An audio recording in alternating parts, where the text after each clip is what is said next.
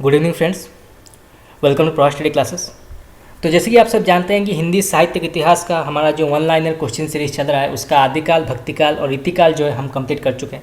अगर आपने अभी तक मेरे प्रीवियस क्लासेस नहीं देखे हैं तो आप जाके देख सकते हैं। हिंदी साहित्य एमसीक्यू के नाम से आपको एक प्लेलिस्ट मिल जाएगा, आप वहाँ पर जाके चेक कर सकते हैं। इन सभी कालों के जो महत्वपूर्ण क्वेश्चन आंसर्स हैं हमने डिस्कस किए हैं, जो एग्जामिनेशंस के पॉइंट ऑफ व्यू बहुत ही महत्वपूर्ण है। और अभी जो है हमारा आधुनिक काल क्लास चल रहा है और आधुनिक काल की जो प्रमुख विधाएं हैं जैसे हिंदी उपन्यास, कहानी, रेखाचित्र, नाटक, डायरी, हिंदी पत्रकारिता, तो इससे रिलेटेड क्वेश्चन आंसर जो है हम डिस्कस कर रहे हैं। तो आज जो है हिंदी आधुनिक काल जो है हम पूरा कंप्लीट कर देंगे और हिंदी भाषा हम स्टार्ट करेंगे, जो एक और महत्वपूर्ण पार्ट है हिंदी साहित्य का और बहुत अधिक क्वेश्चन जो है पूछे जाते हैं इस संदर्भ में। तो चलिए शुरू करते हैं आज का क्लास। पहला सवाल आज की क्लास का, किस पत्र के कला अंक को विशेष प्रसिद्धि प्राप्त हुई थी? तो किस पत्र के कला अंक को जो है विशेष प्रसिद्धि प्राप्त हुई थी तो वो है विशाल भारत। ठीक, याद रखिएगा, विशाल भारत। नेक्स्ट क्वेश्चन, तिलक द्वारा संपादित मराठी पत्र केसरी का हिंदी संस्करण 1908 में किस नाम से प्रकाशित हुआ था? तो ये प्रकाशित हुआ था हिंदी केसरी के नाम से। ठीक, याद रखिएगा, हिंदी केसरी के नाम से ये प्रकाशित हुआ था। Next question, Sevagram diary, Sevagram diary किसकी कृति मानी गई है? तो ये मानी गई है श्री राम शर्मा जी की। ठीक, याद रखिएगा, श्री राम शर्मा। चलिए आगे बढ़ते हैं। नेक्स्ट क्वेश्चन, तो इसी के साथ जो है हमारा हिंदी भाषा जो है, हिंदी आधुनिक काल की जो महत्वपूर्ण क्वेश्चन आंसर है यहाँ पे कंप्लीट हुए। अब हम पढ़ेंगे हिंदी भाषा, जो बहुत ही महत्वपूर्ण पार्ट है हिंदी साहित्य का। तो चलिए शुरू करते हैं। पहला सवाल हिंदी भाषा का, हिंदी की सबसे अधिक बोली जाने वाली बोली कौन सी है? बहुत ही महत्वपूर्ण सवाल है। तो हिंदी की सबसे अधिक बोली जाने वाली बोली कौन सी है? तो वो है भोजपुरी। ठीक, याद रखिएगा, भोजपुरी। नेक्स्ट क्वेश्चन, हिंदी की उपभाषाएं कौन कौन सी हैं? बहुत ही महत्वपूर्ण सवाल है और कई बार एग्जाम में पूछा गया है। तो हिंदी की जो टोटल उपभाषाएं हैं वो है 5। ठीक, याद रखिएगा, टोटल 5 उपभाषाएं हैं। और वो कौन कौन से हैं? राजस्थानी हिंदी, पश्चिमी हिंदी, पूर्वी हिंदी, बिहारी हिंदी और पहाड़ी हिंदी। ये 5 प्रमुख उपभाषाएं हैं। इसको आप नोट कर लीजिए, बहुत ही महत्वपूर्ण क्वेश्चन है ये, एग्जाम में पूछा जा सकता है। चलिए आगे बढ़ते हैं। नेक्स्ट क्वेश्चन, खड़ी बोली के अन्य नाम कौन कौन से हैं? तो यहाँ पूछा गया है कि खड़ी बोली को और कौन कौन नाम से जो है जाना जाता है? तो वो है हिंदुस्तानी। ठीक, याद रखिएगा, हिंदुस्तानी नाम से जाना जाता है, नागरी, सरहिंदी और कोरवी। तो ये 2 भाषा, इन 4 भाषाओं में जो है खड़ी बोली को जाना जाता है। नेक्स्ट क्वेश्चन, अंगिका और वज्जिका हिंदी की किस उपभाषा की गौण बोलियां हैं? तो अंगिका और वज्जिका जो है ये किस उपभाषा की गौण बोलियां हैं? तो वो जो है बिहारी हिंदी की मानी जाती है। ठीक, याद रखिएगा, बिहारी हिंदी। नेक्स्ट क्वेश्चन, हिंदी की ओकार बहुला बोलियां कौन कौन सी हैं? बहुत ही महत्वपूर्ण सवाल है कि हिंदी की ओकार बहुला बोलियां कौन कौन सी मानी जाती हैं। तो पहला आता है ब्रज हिंदी, याद रखिएगा, ब्रज भाषा। फिर आता है बुंदेली, कन्नौजी, जयपुरी, मेवाती, मालवी, बुंदेली और कुमाऊनी। तो ये जो है बोलियां ओकार बहुला बोलियां जानी जाती हैं। खास करके जो है ब्रज भाषा बहुत बार पूछा जाता है कि ये ब्रज भाषा जो है किस प्रकार की बोली मानी जाती है? तो ये जो है ओकार बहुला जानी जाती है। नेक्स्ट क्वेश्चन, हिंदी की आकार बहुला बोलियां कौन सी हैं? तो यहाँ पे पूछा गया है कि हिंदी की आकार बहुला बोलियां कौन सी हैं? तो पहला आता है कौरवी, फिर आता है हरियाणवी और फिर आता है दक्षिणी। तो ये 3 प्रमुख आकार बहुला बोलियां हैं। नेक्स्ट क्वेश्चन, हिंदी की उदासीन आकार बहुला बोलियां कौन सी हैं? तो हिंदी की उदासीन आकार बहुला बोलियां कौन सी हैं? तो पहला आता है छत्तीसगढ़ी, फिर आता है बघेली, मगही और मैथिली। ये 4 प्रमुख बोलियां मानी जाती हैं। चलिए आगे बढ़ते हैं। नेक्स्ट क्वेश्चन, हिंदी की उपभाषा और बोलियां कौन कौन सी हैं इसे भी जानना आवश्यक है क्योंकि कई बार एग्जाम में पूछा जाता है। तो पहला जो उपभाषा है वो है राजस्थानी। ठीक है, नाम याद रखिएगा, राजस्थानी। तो राजस्थानी की प्रमुख बोलियां कौन सी हैं? तो पहला आता है मारवाड़ी। ठीक, याद रखिएगा, मारवाड़ी। फिर आता है जयपुरी, मेवाती और मालवी। तो ये 4 जो है प्रमुख बोलियां राजस्थानी उपभाषा की मानी जाती हैं। फिर आता है पश्चिमी हिंदी। पश्चिमी हिंदी की कौन कौन सी बोलियां हैं? पहला आता है कौरवी, हरियाणवी, दक्षिणी, ब्रजभाषा, बुंदेली और कन्नौजी। ये जो है प्रमुख पश्चिमी हिंदी की बोलियां मानी जाती हैं। फिर आता है पूर्वी हिंदी। तो पूर्वी हिंदी की प्रमुख बोलियां कौन सी हैं? पहला आता है अवधी, बघेली और छत्तीसगढ़ी। ये 3 प्रमुख जो हैं बोलियां हैं बिहार पूर्वी हिंदी की। फिर आता है बिहारी हिंदी। तो बिहारी हिंदी की बोलियां कौन कौन सी हैं? भोजपुरी, मगही और मैथिली। ठीक है, ये तीनों नाम आप नोट कर लीजिए, एग्जाम में पूछा जा सकता है। और फिर आता है पहाड़ी हिंदी। ठीक है, याद रखिएगा पहाड़ी हिंदी। तो इसके प्रमुख बोलियां कौन सी हैं? गढ़वाली और कुमाऊनी। तो आप जो हैं खास करके ये याद रखिएगा कि हिंदी की उपभाषाएं कितनी हैं? तो टोटल 5 उपभाषाएं हैं। ठीक है, नेक्स्ट क्वेश्चन, हिंदी को भारत की राजभाषा कब बनाया गया था? बहुत ही महत्वपूर्ण सवाल है और कई बार एग्जाम में पूछा गया है कि हिंदी को भारत की राजभाषा जो है कब बनाया गया था।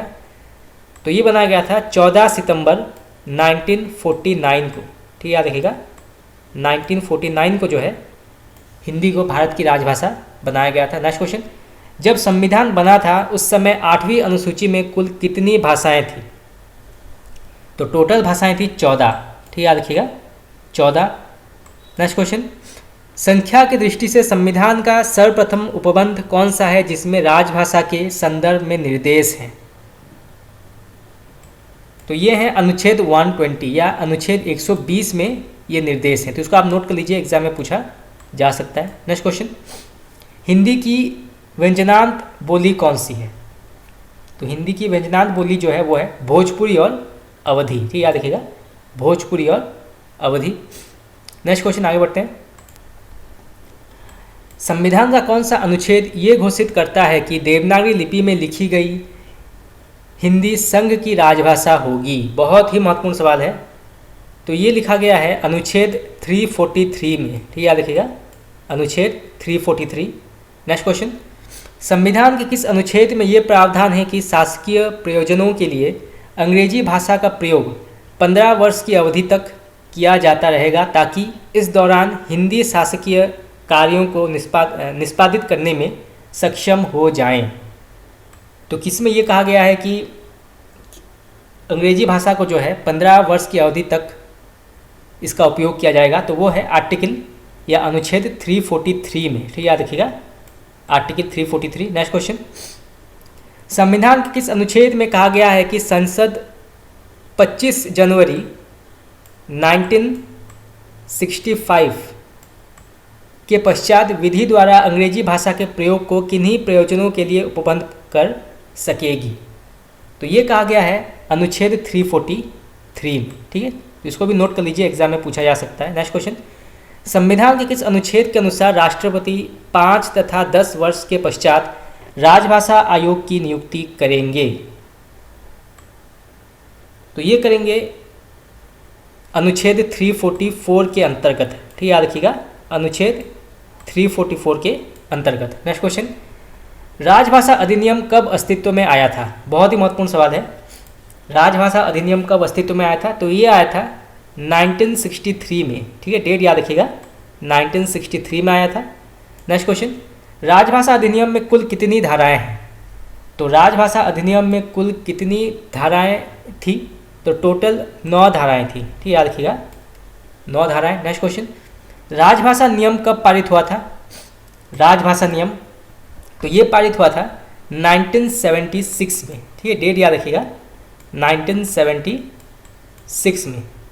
नेक्स्ट क्वेश्चन, राजभाषा संकल्प कब पारित हुआ था? राजभाषा संकल्प तो ये पारित हुआ था 1968 में।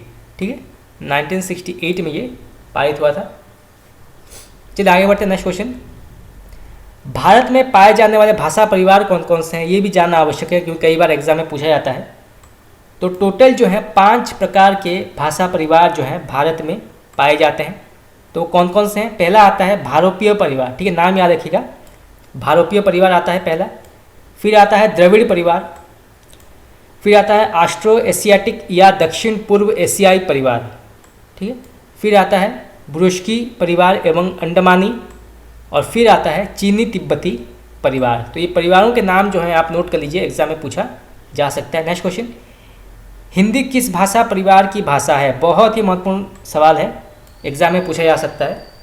तो हिंदी जो है ये भारोपीय परिवार की भाषा मानी जाती है। ठीक है, रखिएगा भारोपीय परिवार की। चलिए आगे बढ़ते हैं नेक्स्ट क्वेश्चन। भारोपीय परिवार की भाषाओं को कैंटुम और शतम वर्ग में विभाजन किस विद्वान ने किया था? तो ये किया था प्रोफेसर अस्कोली ने। ठीक है, रखिएगा professor Ascoli. Next question, Bhojpuri, Maithili और मगही को एक साथ रखकर बिहारी नाम किस विद्वान ने दिया था? बहुत ही महत्वपूर्ण सवाल है, कई बार एग्जाम में पूछा गया है कि भोजपुरी, मैथिली और मगही को एक साथ रखकर बिहारी नाम किस विद्वान ने दिया था? तो ये दिया था ग्रियर्सन ने। भारोपीय परिवार की भाषाएं आकृतिमूलक दृष्टि से कैसी हैं? तो ये मानी गई हैं श्लिष्ट योगात्मक। ठीक याद रखिएगा, श्लिष्ट योगात्मक। नेक्स्ट क्वेश्चन, हिंदी आकृतिमूलक दृष्टि से कैसी है? तो ये मानी गई है श्लिष्ट योगात्मक। ठीक याद रखिएगा, श्लिष्ट योगात्मक दृष्टि मानी गई है हिंदी। नेक्स्ट क्वेश्चन, द्रविड़ भाषाएं आकृतिमूलक दृष्टि से कैसी है? तो ये मानी गई है अश्लिष्ट योगात्मक। ठीक याद रखिएगा, अश्लिष्ट योगात्मक मानी गई हैं द्रविड़ भाषाएं। नेक्स्ट क्वेश्चन, चीनी, तिब्बती, वर्मी, श्यामी, अनामी, सुडानी भाषाएं आकृतिमूलक दृष्टि से कैसी है? तो ये मानी गई हैं अयोगात्मक। ठीक है, याद रखिएगा अयोगात्मक मानी गई हैं। तो इसको आप नोट कर लीजिए, एग्जाम में आ सकता है क्वेश्चन। नेक्स्ट क्वेश्चन, आकृतिमूलक दृष्टि से तुर्की भाषा कैसी है? तो आकृतिमूलक दृष्टि से तुर्की भाषा जो है किस प्रकार की भाषा मानी गई है?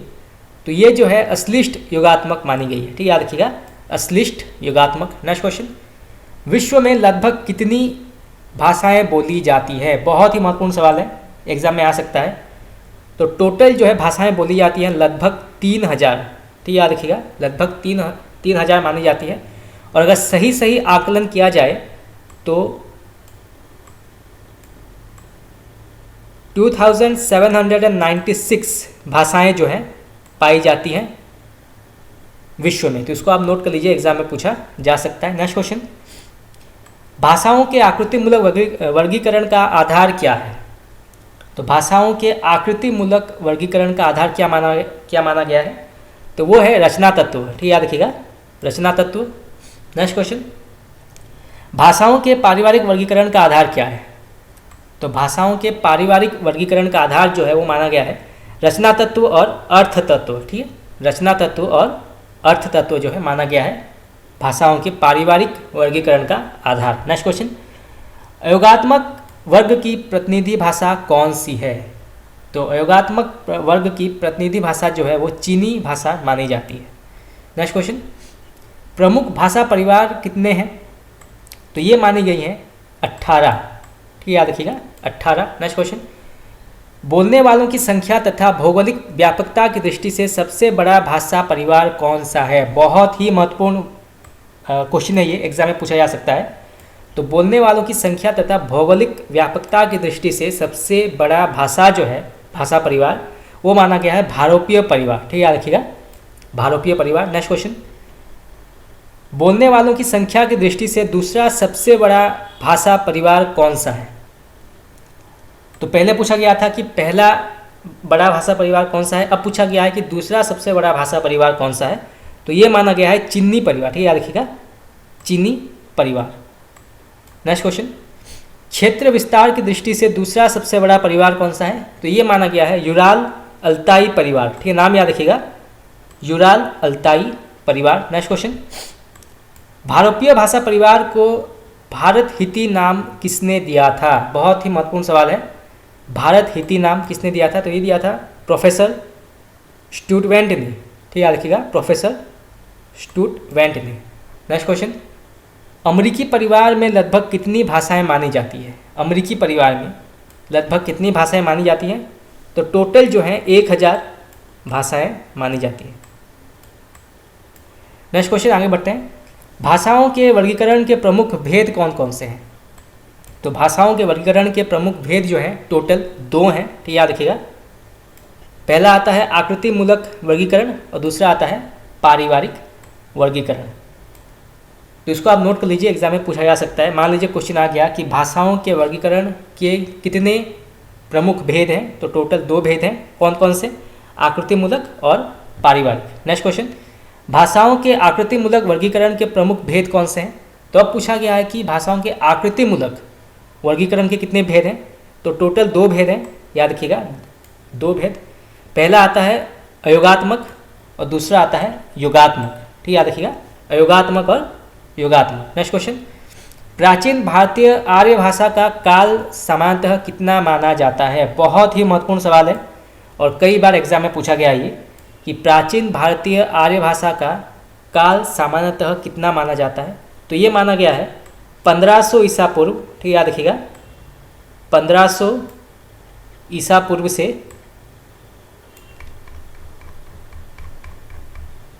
500 ईसा पूर्व तक। ठीक याद रखिएगा, 1500 ईसा पूर्व से 500 ईसा पूर्व मानी गई है।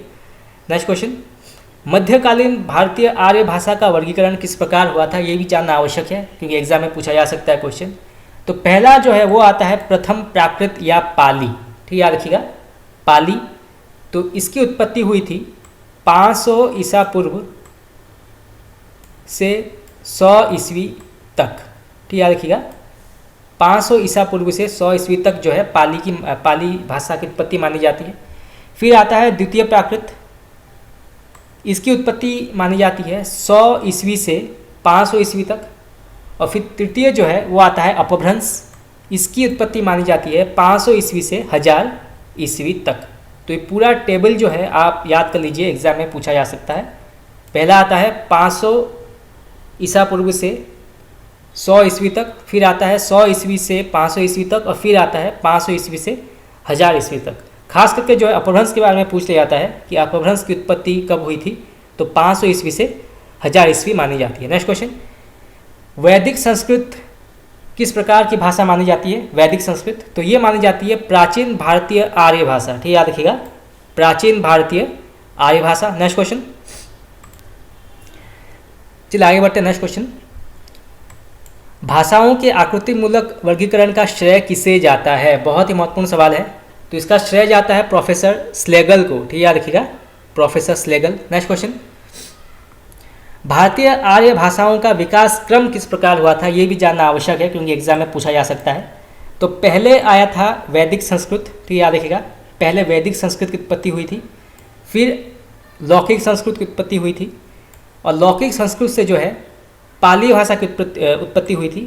उसके बाद प्राकृत की उत्पत्ति हुई थी, उसके बाद अपभ्रंश, और फिर जो है आधुनिक भारतीय आर्य भाषाओं की उत्पत्ति हुई थी। तो ये पूरा टेबल जो है आप नोट कर लीजिए, एग्जाम में पूछा जा सकता है। नेक्स्ट क्वेश्चन, पंक्ति से पाली की उत्पत्ति किस विद्वान ने माना है? बहुत ही महत्वपूर्ण सवाल है। तो पंक्ति शब्द से पाली की उत्पत्ति हुई थी, ऐसा किस विद्वान का मानना है? तो ये मानना है आचार्य विधुशेखर भट्टाचार्य। ठीक है। नेक्स्ट क्वेश्चन, पाठ से पाली शब्द की उत्पत्ति किस विद्वान ने माना है? तब पूछा गया है कि पाठ शब्द से पाली की उत्पत्ति किस विद्वान ने माना है? तो ये माना है भिक्षु सिद्धार्थ ने। ठीक याद रखिएगा, भिक्षु सिद्धार्थ। नेक्स्ट क्वेश्चन, पर्याय शब्द से पाली की उत्पत्ति किस विद्वान ने माना है? तो ये माना है भिक्षु जगदीश कश्यप ने। ठीक याद रखिएगा, भिक्षु जगदीश कश्यप। नेक्स्ट क्वेश्चन, पाटिल से पाली की उत्पत्ति किस विद्वान ने माना है?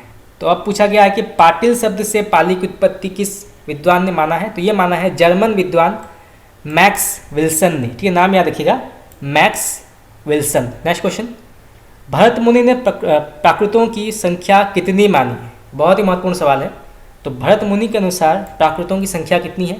तो उन्होंने जो है माना है 7 मुख्य प्राकृत हैं और 7 गौण प्राकृत है। ठीक है, तो इसको आप नोट कर लीजिए, एग्जाम में पूछा जा सकता है। नेक्स्ट क्वेश्चन, प्राकृत के सबसे प्राचीन व्याकरण कौन है? तो प्राकृत के सबसे प्राचीन व्याकरण जो है वो है वररुचि। ठीक है, नाम याद रखिएगा, वररुचि। नेक्स्ट क्वेश्चन, वररुचि ने प्राकृतों की संख्या कितनी मानी है? बहुत ही महत्वपूर्ण सवाल है। तो वररुचि ने जो है प्राकृतों की संख्या मानी है 4, टोटल 4 मानी है। और क्या क्या है वो? पहला आता है सौरसेनी, फिर महाराष्ट्री, मागधी और पैसाची। ये 4 प्रमुख जो हैं प्राकृतों की संख्या मानी गई है। नेक्स्ट क्वेश्चन, अशोक के अभिलेखों की भाषा क्या है? बहुत ही महत्वपूर्ण सवाल है। तो जो अशोक ने अभिलेख लिखे थे उसकी भाषा क्या है? तो वो है पाली है। ठीक याद रखिएगा, पाली भाषा में वो लिखे गए थे। नेक्स्ट क्वेश्चन, महाराष्ट्रीय प्राकृत किस प्रकार की भाषा मानी जाती है? महाराष्ट्रीय प्राकृत तो ये मानी जाती है पद्य की भाषा। ठीक याद रखिएगा, पद्य की भाषा। और शौरसेनी प्राकृत किस प्रकार की भाषा मानी जाती है? तो ये मानी जाती है गद्य की भाषा। ठीक याद रखिएगा, गद्य की भाषा, मान लीजिए क्वेश्चन आ जाता है कि गद्य की भाषा किस प्रकार के प्राकृत के अंतर्गत आता है, तो वो है स्वर सेनी प्राकृत के अंतर्गत। नेक्स्ट क्वेश्चन, संस्कृत नाटकों में मध्यम पात्रों और नारियों के संभाषण में किस प्राकृत का प्रयोग किया जाता था? तो संस्कृत नाटकों में मध्यम पात्रों और नारियों के संभाषण में किस प्राकृत का प्रयोग किया जाता था? तो वो है सौरसेनी प्राकृत। ठीक है, याद रखिएगा, सौरसेनी प्राकृत। नेक्स्ट क्वेश्चन, सौरसेनी प्राकृत का क्षेत्र क्या था? बहुत ही महत्वपूर्ण सवाल है कि सौरसेनी प्राकृत किस क्षेत्र में बोला जाता था? तो ये बोला जाता था मथुरा के आसपास। ठीक है, याद रखिएगा, मथुरा के आसपास। चलिए आगे बढ़ते हैं। नेक्स्ट क्वेश्चन, संस्कृत नाटकों में नीच पात्रों के संभाषण में किस प्राकृत का प्रयोग किया जाता था? तो संस्कृत नाटकों में नीच पात्रों के संभाषण में किस प्राकृत का प्रयोग किया जाता था? तो ये जो है मागधी का प्रयोग किया जाता था। नेक्स्ट क्वेश्चन, पैसाची का क्षेत्र क्या था? पैसाची का, तो ये जो है पश्चिमोत्तर भारत एवं अफगानिस्तान में पाया जाता था पैसाची। ठीक है, याद रखिएगा, पैसाची भाषा जो है पश्चिमोत्तर भारत एवं अफगानिस्तान में पाया जाता है। नेक्स्ट क्वेश्चन, कोसली भैंसवाड़ी हिंदी की किस उपबोली के अन्य नाम हैं? बहुत ही महत्वपूर्ण सवाल है, कई बार एग्जाम में पूछा गया है। तो कौसली और भैंसवाड़ी जो है ये अवधी बोली के अन्य नाम माने जाते हैं। ठीक है, तो इसको आप नोट कर लीजिए, एग्जाम में आ सकता है। नेक्स्ट क्वेश्चन, खलोटी हिंदी की किस बोली के अन्य नाम है? बहुत ही महत्वपूर्ण सवाल है। खलोटी और लरिया, खलोटी और लरिया जो है ये किस बोली के अन्य नाम है? तो ये छत्तीसगढ़ी, याद रखिएगा, छत्तीसगढ़ी के अन्य नाम माने गए हैं। नेक्स्ट क्वेश्चन, हिंदी के प्रमुख बोलियां कितनी हैं? तो हिंदी की प्रमुख बोलियां जो हैं वो है 18। ठीक, याद रखिएगा, 18। नेक्स्ट क्वेश्चन, किस संविधान संशोधन अधिनियम द्वारा सिंधी भाषा को संविधान की 8वीं अनुसूची में स्थान दिया गया था? बहुत ही महत्वपूर्ण सवाल है। तो किस संविधान संशोधन अधिनियम द्वारा जो है सिंधी भाषा को संविधान की 8वीं अनुसूची में स्थान दिया गया था? तो वो है 21। ठीक, याद रखिएगा, 21 या 21वां संविधान संशोधन के अंतर्गत। नेक्स्ट क्वेश्चन, किस संविधान संशोधन अधिनियम द्वारा 3 भाषाओं कोंकणी, मणिपुरी और नेपाली को संविधान की 8वीं अनुसूची में जोड़ा गया था? बहुत ही महत्वपूर्ण सवाल है। तो ये जो है 71 संविधान संशोधन में इसे जोड़ा गया था, कोंकणी, मणिपुरी और नेपाली भाषा को 8वीं अनुसूची में। नेक्स्ट क्वेश्चन, प्रारूप संविधान में 8वीं अनुसूची में कितनी भाषाएं थी? बहुत ही महत्वपूर्ण सवाल है।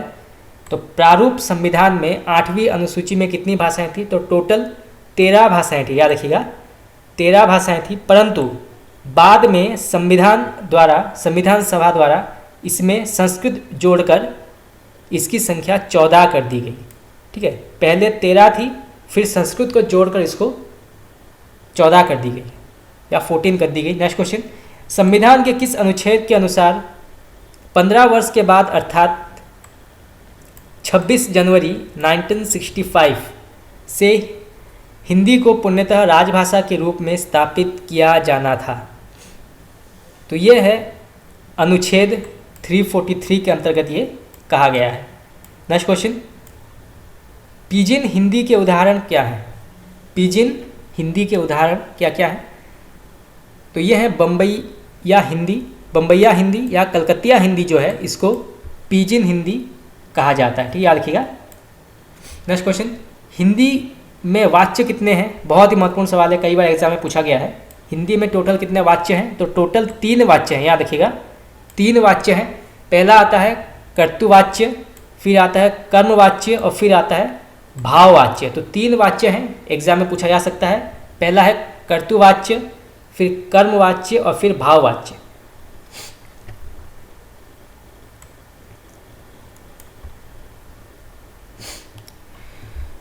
चलिए आगे बढ़ते हैं। नेक्स्ट क्वेश्चन, हिंदी में कितने पुरुष हैं? तो हिंदी में पुरुष कितने हैं? तो टोटल 3 हैं, याद रखिएगा, 3। पहला आता है उत्तम, फिर मध्यम और फिर अन्य। उत्तम में कौन कौन से शब्द आते हैं? मैं और हम, जिसमें मैं और हम कहकर संबोधित किया जाता है उसमें उत्तम पुरुष का उपयोग किया जाता है। मध्यम में तू और तुम आते हैं, जिन वाक्यों में तू और तुम कहकर संबोधित किया जाता है उसमें मध्यम पुरुष आता है। और फिर आता है अन्य। अन्य जो है जिसमें वह और वे कहकर संबोधित किया जाता है उसमें अन्य पुरुष पाया जाता है। चलिए आगे बढ़ते हैं। नेक्स्ट क्वेश्चन, हिंदी के वचन कितने हैं? बहुत ही महत्वपूर्ण सवाल है कि कितने वचन पाए जाते हैं हिंदी में। तो हिंदी में टोटल 2 वचन मिलते हैं, एक है एकवचन और दूसरा है बहुवचन। हिंदी में लिंग कितने हैं? तो हिंदी में टोटल 2 लिंग हैं, याद रखिएगा 2 लिंग हैं, स्त्रीलिंग और पुल्लिंग। तो इसको आप नोट कर लीजिए, एग्जाम में पूछा जा सकता है। नेक्स्ट क्वेश्चन, हिंदी में कारक कितने हैं? तो यहाँ पूछा गया कि हिंदी में कितने कारक हैं। तो टोटल जो है 8 कारक हैं, ठीक है, याद रखिएगा 8 कारक हैं हिंदी के। और कौन कौन से हैं वो? पहला आता है कर्ता कारक, फिर आता है कर्म कारक, करण कारक, संप्रदान कारक, अपादान कारक, संबंध कारक, अधिकरण कारक और फिर आता है संबोधन कारक। तो 8 टोटल कारक जो हैं हिंदी में पाए जाते हैं। और उनके चिन्ह क्या क्या हैं? तो कर्ता कारक के चिन्ह जो है ने, कर्म के को, करण को जो है से के द्वारा, संप्रदान में के लिए, अपादान में से, संबंध में का के की, अधिकरण में मैं पर और संबोधन में हे। तो जहाँ पे ये शब्द आते हैं तो उसको जो है हम उस कारक से जोड़ सकते हैं, ठीक है। नेक्स्ट क्वेश्चन आगे बढ़ते हैं। चलिए, व्याकरण के आधार पर हिंदी शब्दों के प्रकार कितने हैं? बहुत ही महत्वपूर्ण सवाल है। तो व्याकरण के आधार पर हिंदी शब्दों के प्रकार कितने हैं? तो टोटल जो है 8 प्रकार हैं, याद रखिएगा।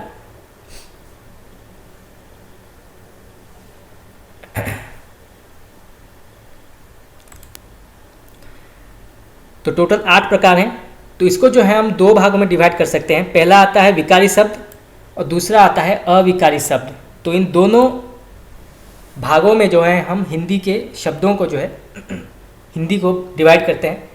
तो विकारी शब्द में जो है आते हैं संज्ञा शब्द आते हैं, विशेषण, क्रिया और सर्वनाम आते हैं विकारी में। और अविकारी शब्दों में जो है क्रिया विशेषण के शब्द आते हैं, संबोधन, समुच्चय बोधक और विस्मय बोधक आते हैं। तो इसको आप नोट कर लीजिए, एग्जाम में आ सकता है। मान लीजिए क्वेश्चन आ गया कि विकारी शब्द के अंतर्गत कौन कौन से शब्द आते हैं? तो संज्ञा आते हैं, विशेषण आते हैं, क्रिया आते हैं और सर्वनाम आते हैं। मान लीजिए क्वेश्चन पूछ लिया गया कि समुच्चय बोधक जो है ये किस शब्द के अंतर्गत आता है? तो ये जो है अविकारी शब्द के अंतर्गत आता है। क्रिया विशेषण किस शब्द के अंतर्गत आता है? तो अविकारी शब्द के अंतर्गत आता है। विस्मय बोधक किस शब्द के अंतर्गत आता है? तो अविकारी शब्द के अंतर्गत आता है। तो क्वेश्चन जो है ऐसे पूछा जा सकता है। नेक्स्ट क्वेश्चन,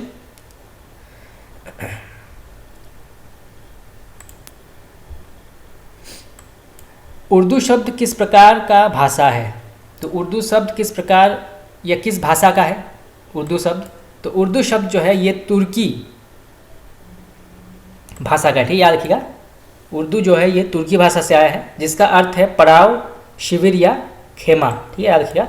नेक्स्ट क्वेश्चन, भारोपीय परिवार की भाषा हित्ती का क्षेत्र क्या था?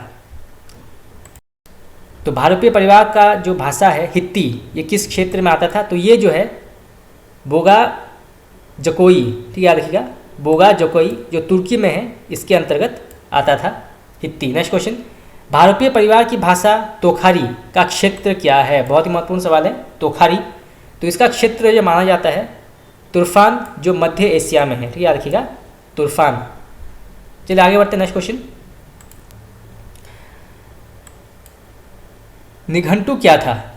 तो ये जो है एक वैदिक शब्दकोश था, ठीक है, याद रखिएगा वैदिक शब्दकोश। नेक्स्ट क्वेश्चन, निरुक्त के प्रणेता कौन थे? निरुक्त, तो इसके प्रणेता थे यास्क मुनि, ठीक है, नाम याद रखिएगा यास्क मुनि। नेक्स्ट क्वेश्चन, यास्क प्रणीत निरुक्त के कितने खंड हैं? यास्क प्रणीत निरुक्त के कितने खंड माने गए हैं? तो टोटल 2 खंड माने गए हैं, निरक्त और निघंटु, ये आखिर निरक्त और निघंटु। नेक्स्ट क्वेश्चन, धातु पाठ, गण पाठ, उणादि सूत्र, लिंगानुशासन किसकी रचनाएं मानी जाती हैं? बहुत ही महत्वपूर्ण सवाल है, कई बार एग्जाम में पूछा गया है। तो ये जो है पाणिनि की प्रमुख रचनाएं मानी जाती है। नेक्स्ट क्वेश्चन, अष्टाध्यायी में कितने अध्याय और सूत्र हैं? अष्टाध्यायी में। तो अष्टाध्यायी में टोटल जो है 8 अध्याय हैं, ठीक है। नाम याद रखिएगा, डेट नंबर याद रखिएगा। 8 अध्याय मिलती हैं और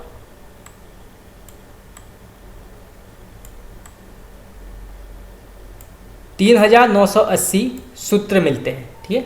8 अध्याय और 3980 सूत्र मिलते हैं अष्टाध्यायी में।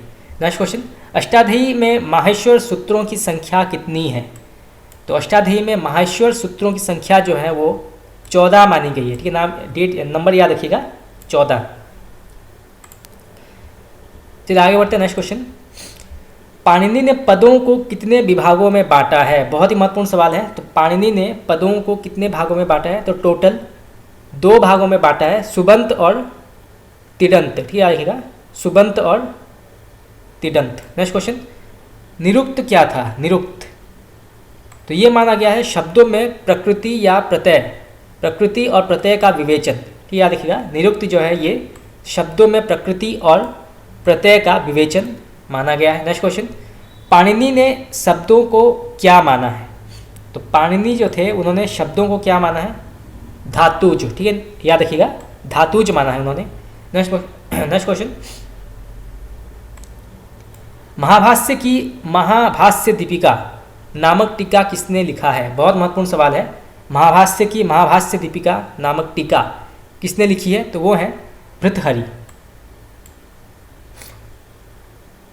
चलिए आगे बढ़ते हैं। नेक्स्ट क्वेश्चन, प्रातिशाख्य क्या है? प्रातिशाख्य तो ये माना गया है शिक्षा का विशद रूप, ठीक है। याद रखिएगा, शिक्षा का विशद रूप। नेक्स्ट क्वेश्चन,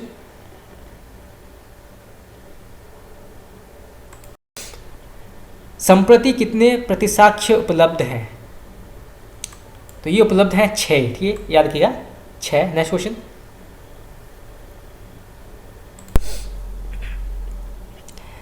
शुक्ल यजु, शुक्ल यजु प्रतिसाक्ष्य के रचयिता कौन है? शुक्ल यजु तो इसके रचयिता माने गए हैं कात्यायन, ठीक है। नेक्स्ट क्वेश्चन, तैत्तिरीय और मैत्रेयणी प्रतिसाक्ष्य किस वेद से संबंधित हैं?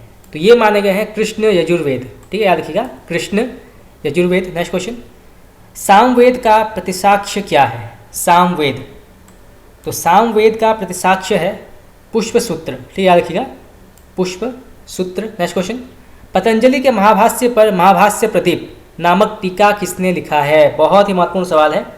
तो पतंजलि ने जो महाभाष्य लिखा था उस पर महाभाष्य प्रदीप नामक टीका किसने लिखा? तो ये लिखा है कैयट ने, ठीक। याद रखिएगा, कैयट। नेक्स्ट क्वेश्चन, शब्द ब्रह्म, स्फोट ब्रह्म या वाक्य ब्रह्म की स्थापना किसने की थी? तो ये की थी भृतहरि ने, ठीक है। नेक्स्ट क्वेश्चन, यास्क मुनि का समय क्या है? यास्क मुनि तो इनका समय माना गया है 800 ईसा पूर्व के लगभग, ठीक है। याद रखिएगा, 800 ईसा पूर्व के लगभग इनका समय माना जाता है। नेक्स्ट क्वेश्चन, भृतहरि का समय क्या है? तो भृतहरि का समय माना गया है लगभग 340 ईस्वी, ठीक है। डेट याद रखिएगा, 340 ईस्वी इनका समय माना गया है। नेक्स्ट क्वेश्चन, यास्क के पूर्व कितने निरुक्तकारों का उल्लेख मिलता है? तो टोटल जो है 17 उल्लेख मिलता है, ठीक है। नेक्स्ट क्वेश्चन, घोष और अघोष ध्वनियों की दृष्टि से हिंदी, अंग्रेजी, फ्रेंच आदि भाषाओं के सभी स्वर क्या हैं? तो ये जो हैं ये सारे घोष स्वर माने जाते हैं, ठीक है। याद रखिएगा, घोष स्वर। नेक्स्ट क्वेश्चन, हिंदी व्यंजनों में पार्श्विक ध्वनि कौन सी है? तो हिंदी व्यंजनों में पार्श्विक ध्वनि जो है ये ल जो है ये पार्श्विक ध्वनि मानी जाती है। इसको आप नोट कर लीजिए, एग्जाम में पूछा जा सकता है। चलिए आगे बढ़ते हैं। नेक्स्ट क्वेश्चन, हिंदी व्यंजनों में क वर्ग की सभी ध्वनियाँ क्या कहलाती हैं? तो हिंदी व्यंजन में क वर्ग की सभी ध्वनियाँ क्या कहलाती है? तो ये कहलाती है कंठ्य, ठीक है। याद रखिएगा, कंठ्य कहलाती है। नेक्स्ट क्वेश्चन, हिंदी व्यंजनों में उच्चारण स्थान के आधार पर च वर्ग की सभी ध्वनियाँ क्या कहलाती है? तो अभी पूछा गया है कि च वर्ग की सभी ध्वनियाँ जो है ये किस व्यंजन के अंतर्गत आती है? तो ये जो है तालव्य के अंतर्गत आती है, ठीक है। याद रखिएगा, तालव्य। नेक्स्ट क्वेश्चन, उच्चारण स्थान के आधार पर हिंदी व्यंजनों में ट वर्ग की सभी ध्वनियाँ कहाँ आती हैं? तो ये आती है मूर्धन्य में, ठीक है। याद रखिएगा, मूर्धन्य। नेक्स्ट क्वेश्चन, उच्चारण स्थान के आधार पर हिंदी व्यंजनों में त वर्ग की सभी ध्वनियाँ किसके अंतर्गत आती है? तो ये आती है दंत्य में। ठीक है, देखिएगा दंत्य में आती है।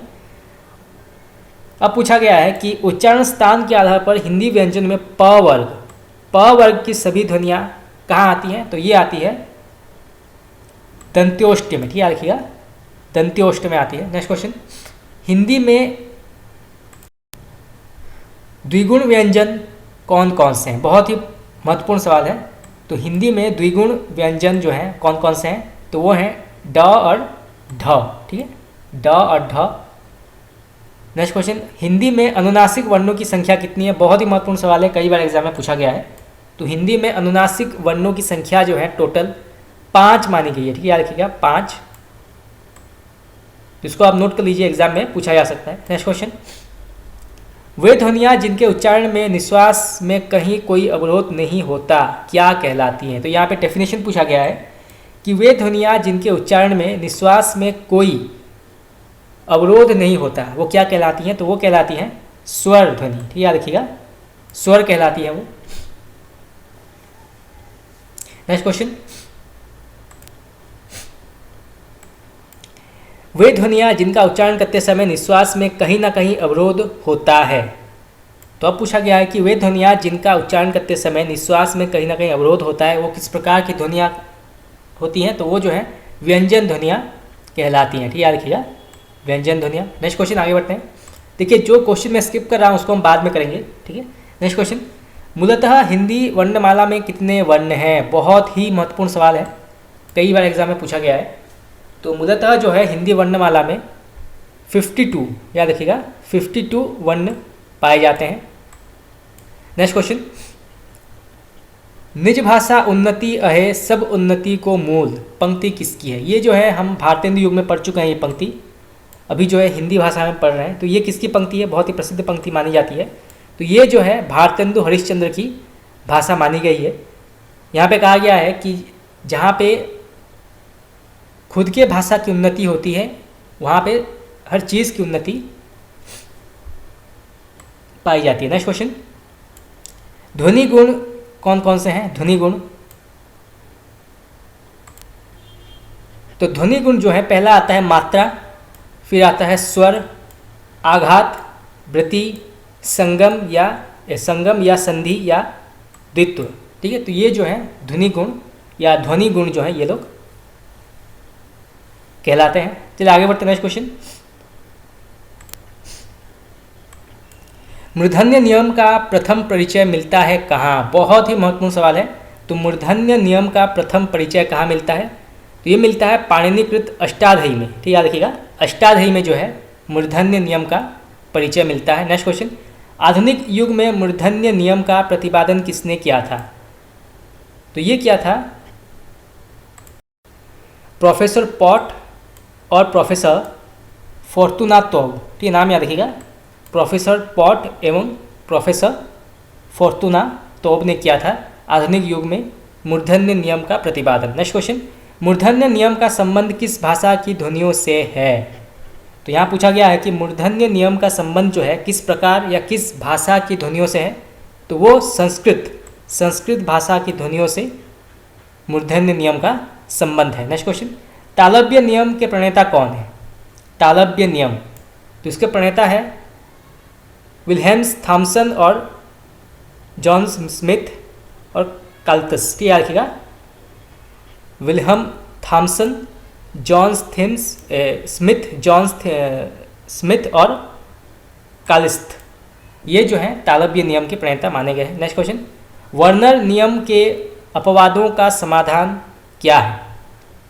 तो वर्नर नियम के अपवादों का समाधान है मिथ्या सादृश्य। ठीक है, याद रखिएगा मिथ्या सादृश्य। नेक्स्ट क्वेश्चन, ग्रीम ने अपना ध्वनि नियम कब प्रतिपादित किया? ग्रीम, तो ग्रीम ने अपना ध्वनि नियम जो है किया था 1822 में। ठीक है, याद रखिएगा 1822 में किया था। नेक्स्ट क्वेश्चन, ग्रीम के ध्वनि नियम को ग्रीम नियम की संज्ञा किसने दी?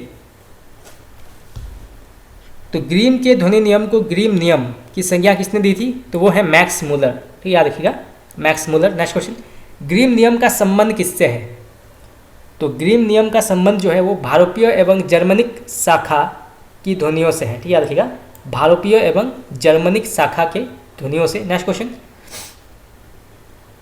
ग्रीम के द्वितीय ध्वनि परिवर्तन नियम का संबंध किससे है? तो इसका आंसर होगा निम्न जर्मन और उच्च जर्मन से। ठीक है, याद रखिएगा, निम्न जर्मन और उच्च जर्मन से जो है ग्रीम के द्वितीय ध्वनि परिवर्तन नियम का संबंध है। नेक्स्ट क्वेश्चन, ग्रीम नियम के अपवादों का समाधान किसने प्रस्तुत किया था?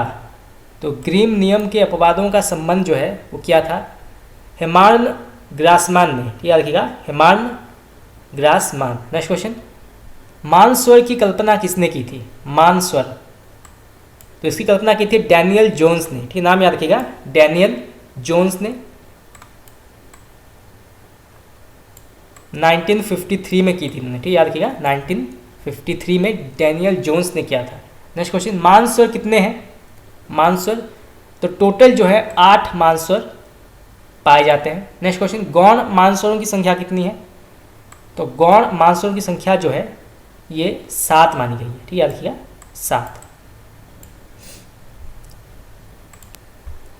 चलिए आगे बढ़ते हैं। नेक्स्ट क्वेश्चन, उच्चारण की दृष्टि से भाषा की लघुत्तम इकाई कौन सी है? बहुत ही महत्वपूर्ण सवाल है और कई बार एग्जाम में पूछा गया है कि उच्चारण की दृष्टि से भाषा की लघुत्तम इकाई जो है ये ध्वनि मानी जाती है। ठीक, याद रखिएगा, ध्वनि। नेक्स्ट क्वेश्चन, सार्थक ध्वनियों के समूह को क्या कहते हैं? तो सार्थक ध्वनियों के समूह को जो है शब्द कहते हैं। ठीक, याद रखिएगा, शब्द कहते हैं। नेक्स्ट क्वेश्चन, जब शब्द विभक्तियों के योग से वाक्य में प्रयुक्त होता है तब उसे क्या कहते हैं? तो उसे कहते हैं पद। ठीक, याद रखिएगा, पद कहते हैं जब शब्द विभक्तियों के योग से वाक्य में प्रयुक्त होता है।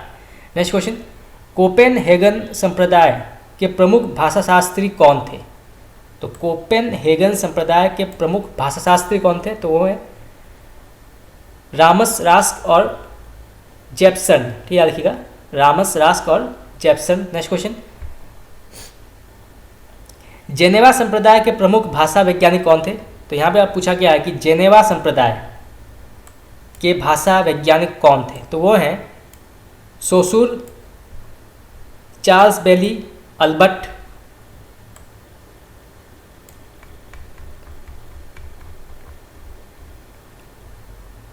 शेशे है। ठीक है, तो ये जो है प्रमुख जेनेवा संप्रदाय के प्रमुख वैज्ञानिक माने जाते हैं। तो फ्रेंड्स, आज के इतना ही। आज जो है हमने आधुनिक काल पूरा कंप्लीट कर दिया और हिंदी भाषा जो है आज हमने शुरू कर लिया है। तो इसको जो है हम बहुत जल्दी कंप्लीट कर देंगे हिंदी भाषा को। उसके बाद जो है हम भारतीय और पाश्चात्य काव्यशास्त्र जो है इसके रिलेटेड क्वेश्चन आंसर भी हम डिस्कस करेंगे।